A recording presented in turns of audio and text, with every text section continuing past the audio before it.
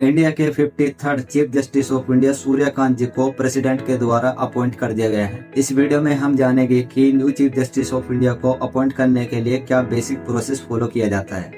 हमारे Indian constitution में article 124 के क्लोज 2 में बोला गया है कि new chief justice of India का अपॉइंटमेंट प्रेसिडेंट ऑफ इंडिया के द्वारा किया जाएगा।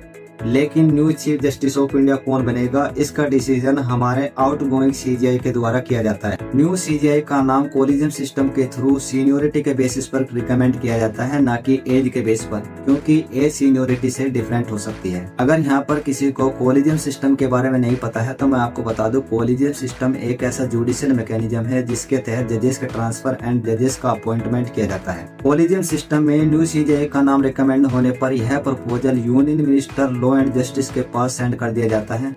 Union minister law and justice इस प्रपोजल को प्राइम मिनिस्टर के पास सेंड कर देते हैं। इसके बाद prime minister of India after deliberation इस प्रपोजल को प्रेसिडेंट ऑफ इंडिया के पास सेंड कर देते हैं। इंडिया में न्यू सीजीआई को अपॉइंट करने के लिए प्रेसिडेंट एक फॉर्मल अपॉइंटिंग अथॉरिटी है। हालांकि president of India council of minister की एड एंड एडवाइस पर काम करते हैं। काउंसिल ऑफ मिनिस्टर को प्राइम मिनिस्टर के द्वारा हेड किया जाता है। बेसिकली हम यहाँ पर कह सकते हैं कि न्यू सीजीआई को अपॉइंट करने के लिए प्राइम मिनिस्टर के द्वारा ही प्रेसिडेंट को बोला जाता है। हालांकि इसका मतलब ये नहीं है कि प्रेसिडेंट ऑफ इंडिया का यहाँ पर कोई रोल नहीं है। जब भी न्यू सीजीआई को अपॉइंट किया जाता है तो president of India executive and judiciary के बीच में एज ए बैलेंसिंग व्हील के लिए एक्ट करते हैं। यहाँ पर एक नोट करने वाली बात यह है कि अगर प्राइम मिनिस्टर ऑफ इंडिया को रिकमेंडेड जज के बारे में कोई कंसर्न है तो prime minister of India supreme court को रिकमेंडेड जज के नाम को दोबारा रिकंसिडरेशन के लिए सुप्रीम कोर्ट को वापस सेंड कर सकता है।